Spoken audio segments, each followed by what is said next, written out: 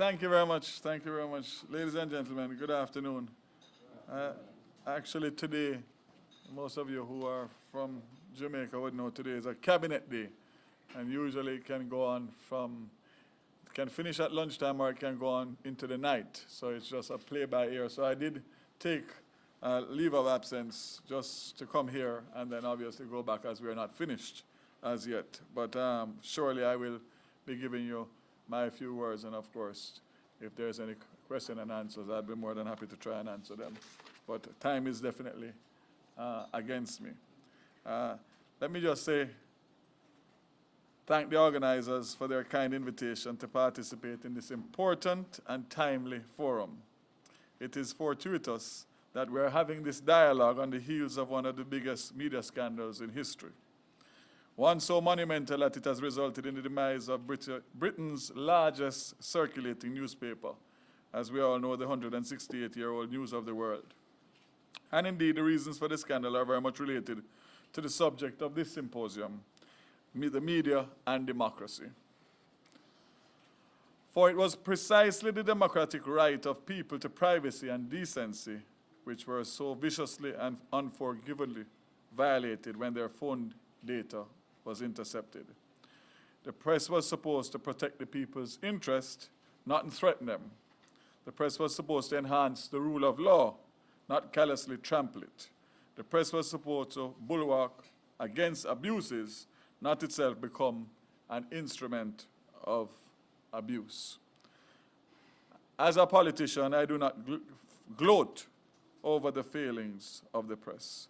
The failings of the press diminish all of us and make all of us weaker.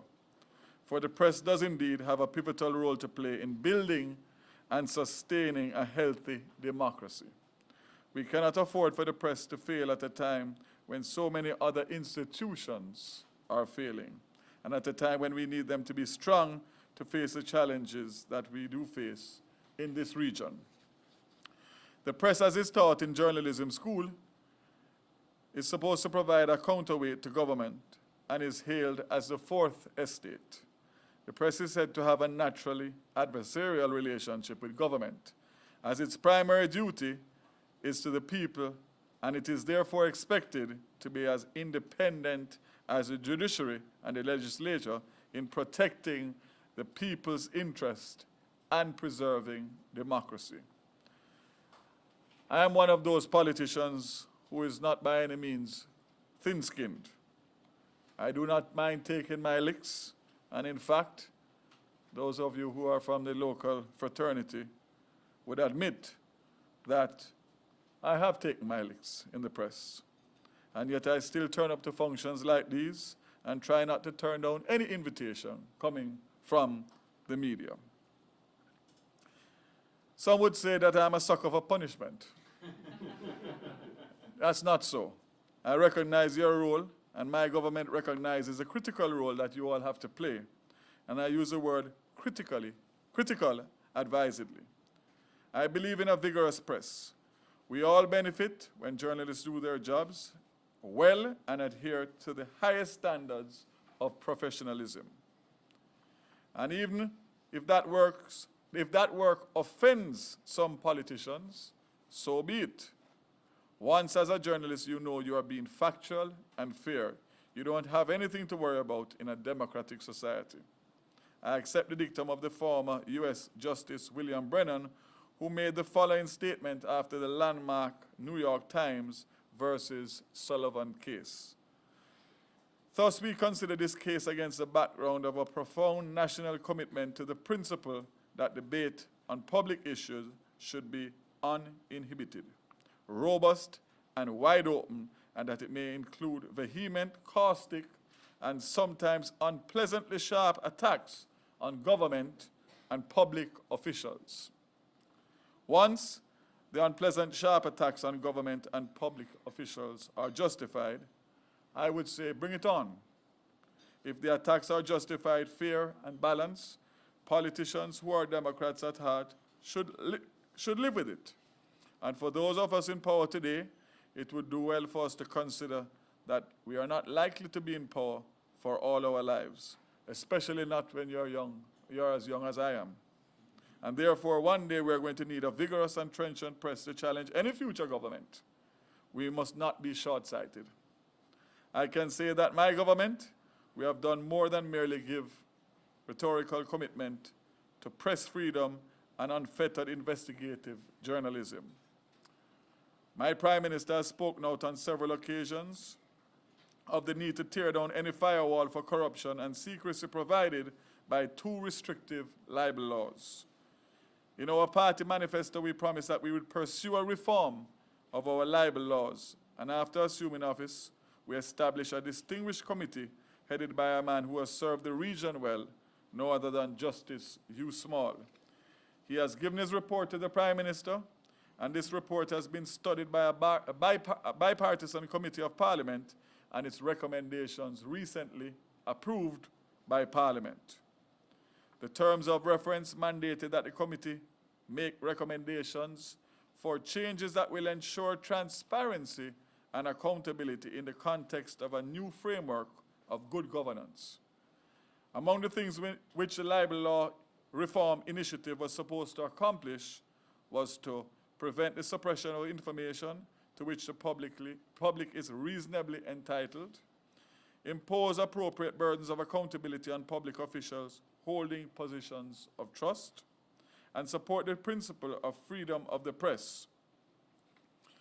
The committee itself noted in its final report that at the commencement of the assignment, the committee noted that the main thrust of the terms of reference was on transparency, accountability, and good governance. It recognized the urgent need to give high priority to these principles in our public and private business culture. So in essence, our libel reform thrust is about democracy promotion. The government has gone further. We have again, in fulfillment of a commitment we gave to the Jamaican people, brought whistleblower legislation to our parliament to protect people who blow the whistle on corrupt and crooked public officials, including politicians who betray the people's trust. We want to make it easier for journalists to ferret out information in the public interest, and we want to protect conscientious public servants who facilitate journalists in that effort. Journalists have an obligation to inform the people and to get out the truth. I was very happy to read the recently released Freedom of the Press 2011 report from Freedom House and to note Jamaica's high standing. At a time when Freedom House reports that the proportion of the world's population that has access to a free press declined to its lowest point in a decade last year, and when only 15% of the global population lives in countries where coverage of political news is robust and the safety of journalists is guaranteed, in the context, I was happy to see that my country, Jamaica, has a ranking of 23 out of 191 countries surveyed, chalking up a rating of 18, just 1 point below the United States and a point ahead of both Canada and Britain. Of the 19 countries in the Americas, Jamaica ranks 4th in terms of press freedom. In Jamaica, we have not just a robust, but raucous and irreverent press. And that's not a complaint, by the way, just a statement attesting to our vibrant press freedom. However, the press not only has rights, but also responsibilities. And in the spirit of our open and honest dialogue here today, it is only fair that I spend some time talking about those responsibilities. For as the news of the world scandal so graphically illustrates, the press can have its own narrow, self-centered, and even corrupt interests too. We can, as a society interested in democracy, become complacent. As the Romans asked insightfully, who will guard the gods? No democratic society can afford to give up one's interest in one interest group, any sacrosanct status. The press must have checks and balances too. It cannot just insist on them for everybody else while exempting itself. In this regard, I bemoan that years after speaking about the need for a press complaints council, the Press Association has still not established one. Years after the PAJ itself did some very fine work on a code of conduct and justifying the need for a press council, we still do not have this self-policing group. For we must bear in mind that freedom of expression and freedom of the press is not necessarily the same thing. The late and esteemed journalist John Maxwell was fond of saying, and he was not the original, freedom of the press belongs to those who own one. The press itself can become just another vested interest overshadowing or inhibiting freedom of expression. Many persons, not just politicians, have been aggrieved and hurt by the press. What mechanisms for redress do they have? There are many who don't have the means to sue for libel. Some are maligned, ridiculed, tastelessly depicted, or stereotyped, and they have no press council to which to appeal to get justice. Ladies and gentlemen, members of the Fourth Estate, this situation cannot be allowed to continue. I quote from the veteran journalist Claude Robinson, who I see over here to my left, who in his Observer column of January 16th, Libel Reform and Good Governance, praised the work of the government in pushing for libel reform. He wrote that the measures now being debated are a step in the right direction on the road to greater transparency and better governance. The Media Association of Jamaica and the Press Association of Jamaica must stop shilly-shallying and implement the revised code of professional practice which the PAJ has accepted. Now the media bosses must move to incorporating it into their operations. More important, the proposed Companion Media Complaints Commission or Council must be implemented without further delay. This is what will give teeth to the code by providing the public with a body to which aggrieved persons can seek redress for journalistic violations. That's the end of the quote. Claude's call has still gone unheeded. I might add that I may be one of the first in which to make that complaint based on the recent media discussions that I've been having. Ignoring politicians is one thing, but ignoring your own esteemed colleagues is not good enough, ladies and gentlemen. The Prime Minister himself made a plea to the media when he spoke in Parliament when the libel bill was being passed in the lower house. Prime Minister said, "We are appealing to the press. Let's see a reciprocal position being taken to ensure that the highest possible standards are maintained so that in our necessary zeal to protect the freedoms we have fought so hard, we don't create damage that in effect undermines the fabric of the very society that we are seeking to build." To strengthen democracy and enhance the media's role in the process, we have to ensure that while journalists and broadcasters are doing necessary work of holding the politicians' feet to the fire, that the media puts its own house in order. A politician should not be defamed, maligned, or stereotyped just because he's a politician. He has a right to the protection from prejudice, just like any other citizen. He has a right to fairness, objectivity, and balance in any reporting concerning him or her. That cannot be an unreasonable expectation. It cannot be right for journalists to work with criminals to hack into the personal files of a politician, as in the case of former Prime Minister Gordon Brown, to publish a state of his baby's ill health just because he's a politician. Being a politician should not mean that you are fair game for any vicious attack by any media house. That's a politician's view, and I'm sure you will share it. It can't be right to bribe police officers or the security detail of public officials to get information for a juicy story. The press cannot afford to be nonchalant about issues relating to ethics. I was quite pleased about to see the theme of your forum, Media and Democracy, a philosophical introduction, election coverage, and transparency. Too often, the philosophy is ignored for the pragmatic and practical. As important as those are, you cannot ignore the overarching philosophical framework within which the professional journalism must be conducted. I commend the CBA and the CBU for this timely focus. Again, I want to thank you all for this opportunity to share these few words with you. And now for the most important part, obviously, which is possibly your questions and interactions. And you will all notice that in all those thousands of words, I didn't mention WikiLeaks once.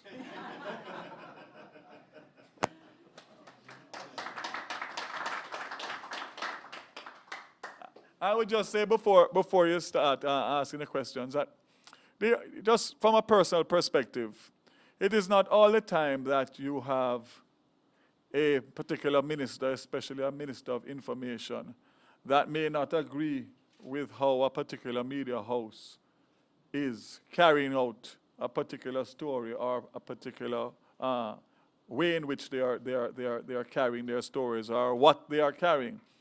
In Jamaica, it's often seen as if once that happens, that there is a rift between the government or the minister and a media house. And I want to totally disagree with that. And I can't speak for any other minister of the past or one that is to come. But when you are of a strong personality and you hold your views very, very strongly and you are prepared to be vocal, as I am, it is often that sometimes you are proven wrong. And if you are proven wrong, then you must be man enough to say, I was wrong, and if necessary, apologize. But it should not prevent you or preclude you from being forthright, which is what I try to do. And therefore, even although that I may do that sometimes, it is by no way meaning that I'm targeting any individual media house or any individual media person. But the fact is that I believe strongly that we also have the right to have our own opinions and to air those opinions in a public forum without making it into something that may put the particular media house at a safety risk because it may have a political tone or it may have a political backlash. I think we are at the stage now where we are responsible enough to be able to conduct ourselves and to make sure that there is no there's no repercussions of any intimidation or any incitement of violence. But to say specifically, because of the stance that I have personally taken on a number of situations, that there's no malice, there's no hard feeling, there's no prejudice. It's just a matter that if you're a minister of information, you can't say what you feel. And maybe you need to revise and think about what it is that you really are doing in the position. But I know in recent weeks and recent months, I have taken particular stance publicly, and that is what I believe is my own right. And therefore, I don't think that it is, well, first of all, it's not possible to keep me quiet. But even those who would want to tone me down, I don't believe that that as a minister, because there is a particular responsibility for the media, that you should not be in a position to say how you feel and what you feel when you think the time is right. But I want to really thank you all for giving me the opportunity. And I mean, I only know one way, and it's to be frank and straightforward. And therefore, what the sentiments I've shared with you, although they may seem or sound somewhat insulting in some aspects of it, it's not. It's just the real hard facts of the media landscape worldwide that we live in today.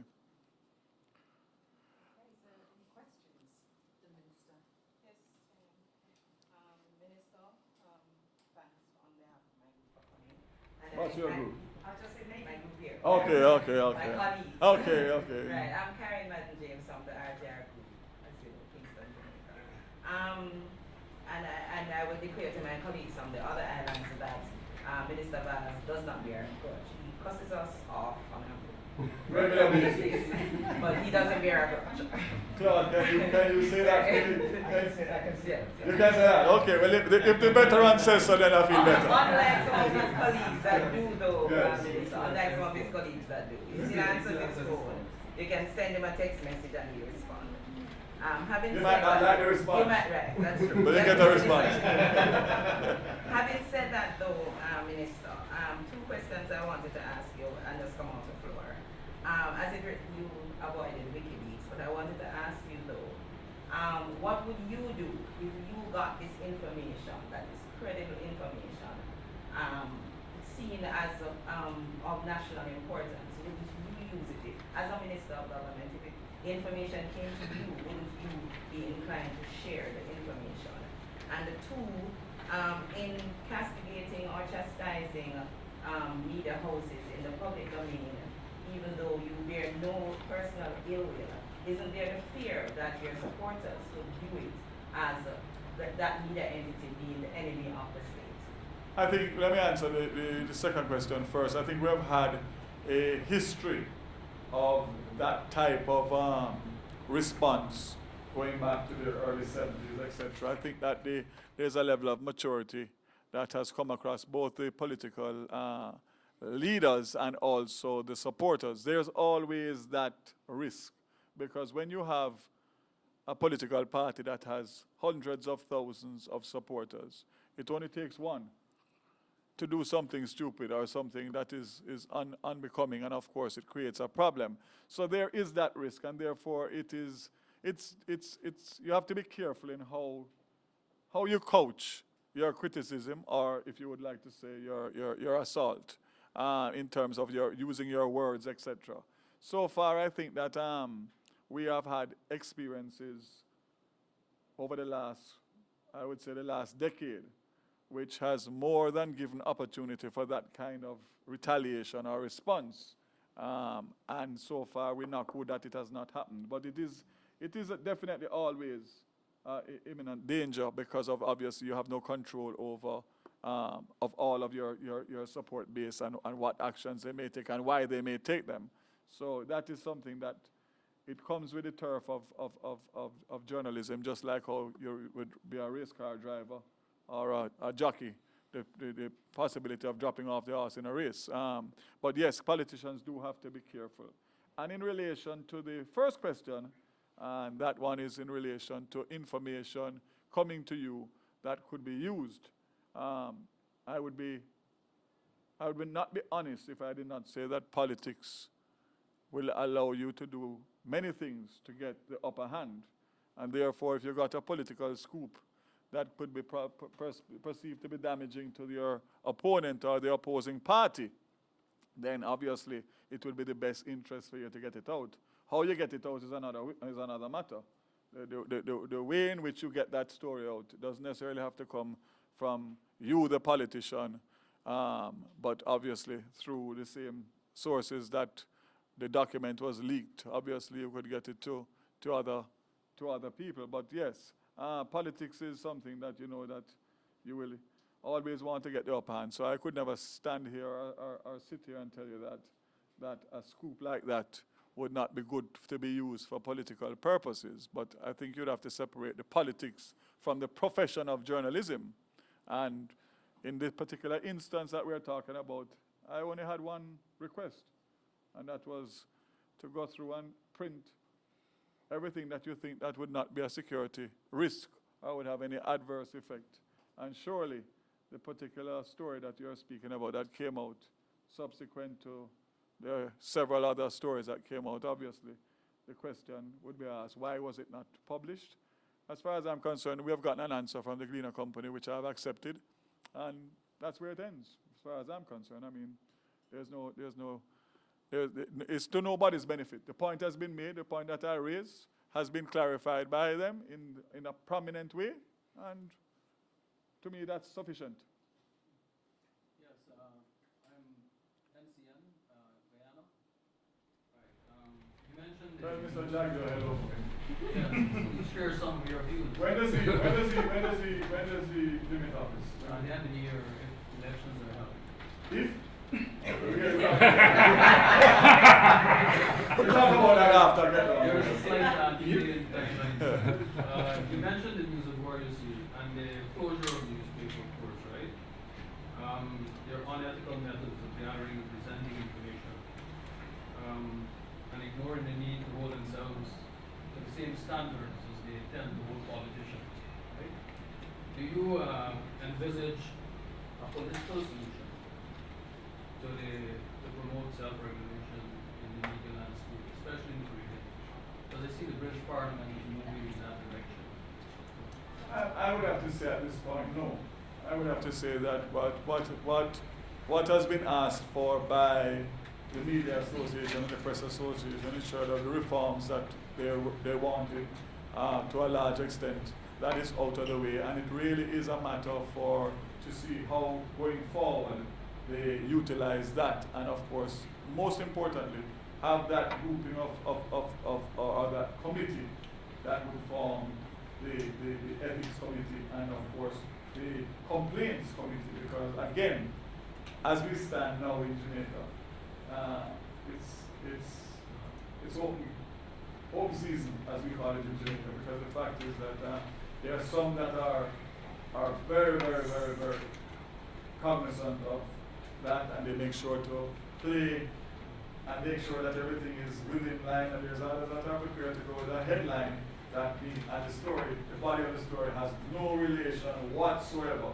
But at the end of the day, other than me getting up and saying it and getting into a tit for tat, there's no structure, and I think that's what Claude has been saying and agrees on. So I'm confident that where we are now in terms of what the government has to do and what the Press Association and Media Association, I think it's coming together nicely, and I'm only hoping that we have done our part, and I think in the interest of the media and the press, that they realize that they can no longer, or it cannot take much longer for them to implement their own internal mechanisms to make sure that one media house cannot discredit the entire, or media houses cannot discredit the entire profession and the hard-working journalists, and of course the newspapers that are hundreds of years old.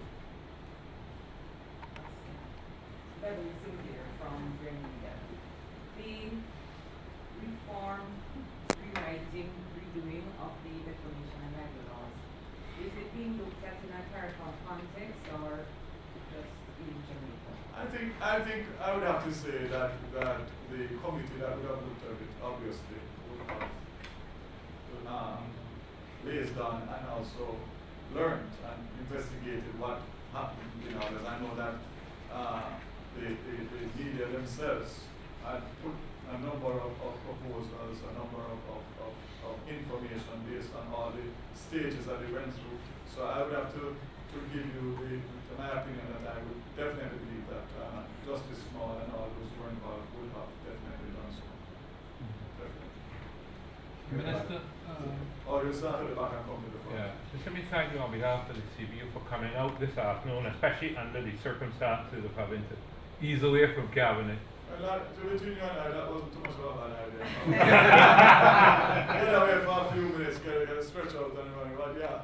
Yeah. Also being of like disposition as yourself, I know the perils of having to introduce people occasionally to the inconvenience of truth. Yes. Let me ask you from a public policy perspective.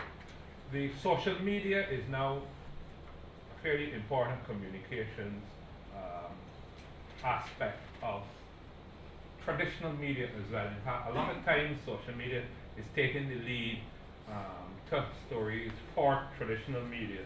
However, traditional media operates within a relatively regulated environment. Social media does not. To what extent is this a public policy concern, especially within the context of internet governance? Major concern. It has been discussed at the level of cabinet, informally, etc. Because the fact is that as positive as you can use social media is as unpositive that can be used if you want me to make up a good word. Because the fact is that you have the use of the social media. You can use it for good and you can use it for very bad. And you have the tie-in and the link with the criminal element, etc., which we have already seen and proven that has started in Jamaica. And of course, obviously, young children and what they're exposed to in terms of being able to access. So it is definitely something that influences and it can have very negative influence. We had a case in Jamaica 2 weeks ago with the unfortunate shooting of that young 17-year-old Casey, and I watched the social media, and that drove the investigation and gave all the clues to bring it to where it has come, where the person is actually back in Jamaica in custody, being interrogated, because it was being used positively. But while being used positively, the criminal element was intercepting it and giving misinformation.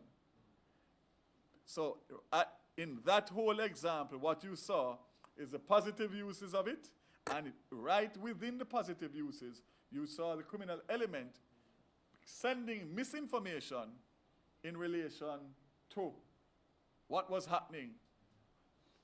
At one stage, I can remember it was said that the car and the person were held, and that was like 2 days after the incident, and that was really to just say to everybody, okay, you can cool off, everything is fine, the case is, when in fact it was done deliberately, because obviously they realized that the pressure was mounting. So that would have to be a major concern, not only for Jamaica, but I believe that that is for the whole world in terms of where technology is going. And of course, that's just a start. What is to come, we don't know. So it's something that we are actually playing catch up on, because the social media is exploding at a rate that is unbelievable. So it is a very, very big concern, and it is something that we are looking at as we speak in terms of how and what needs to be done to at least give us some protection in terms of going forward. All right, last one, and then I don't want to lose a job. I want to get out the cabin, but I don't want to lose the job. Clint Watson from the Broadcasting Corporation of the Bahamas. We're just now. Oh, Mr. Ingram. He's quite charismatic and doing well. Okay. We are just now moving to the place in the Bahamas to put in place legislation and laws for the press and freedom of information, freedom of speech act, that kind of stuff, formulating laws around that because of the Ingram administration.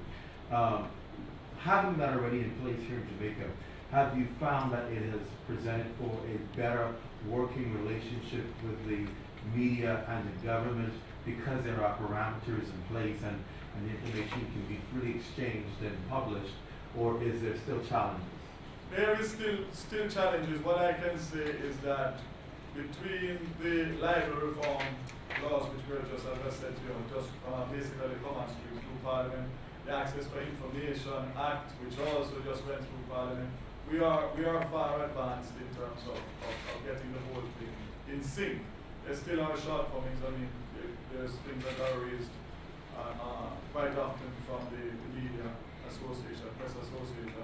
But I do think, in fairness to the government that I represent, the 3.5 years, almost 4 years, that we have been able to have some successes. There's still a lot more to be done, but I think that both the media association and the press association would be honest and say that, not to say that they haven't driven the process, because they have never made us forget that these things are outstanding in every forum that they get. But I think that we have been in a position to move it forward, and I know that I've chaired both. It started from before me, from Minister Grange, Access for Information, and of course the defamation with Minister of Justice, former Minister of Justice.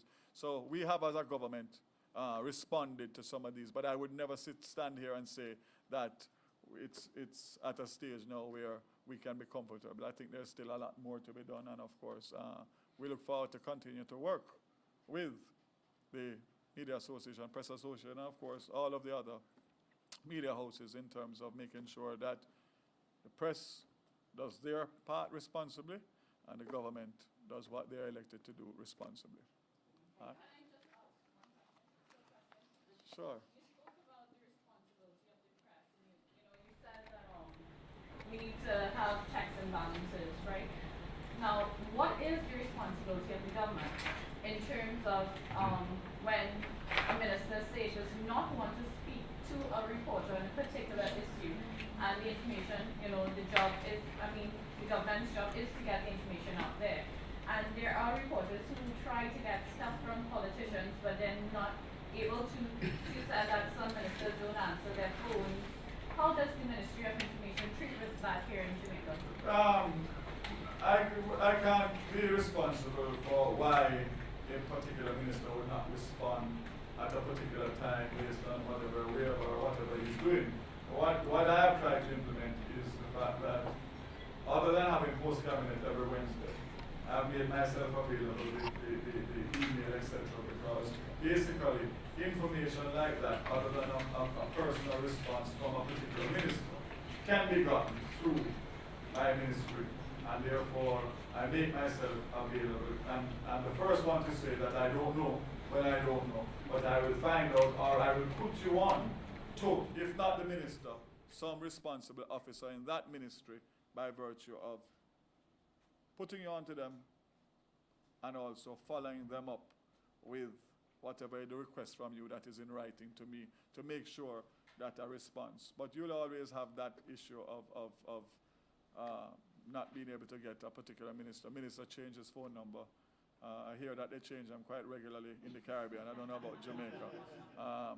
But the fact of the matter is that will always be a challenge, because that's an interpersonal problem in terms of that particular thing. But for me, I can say that there's no journalist that won't be able to get some information. It may not be exactly what you want or what you like, but you will get the information if it is put through properly through the ministry, so that we can respond to the questions. But I tend to like to see them in writing so that you can action them, and you can have at least a paper trail to follow them up to see that they are in fact dealt with. But I think we ought to let thanks so much, at eh? this point and just Really, really say good, thank yeah. you very much for coming. I really enjoyed it, yeah. Open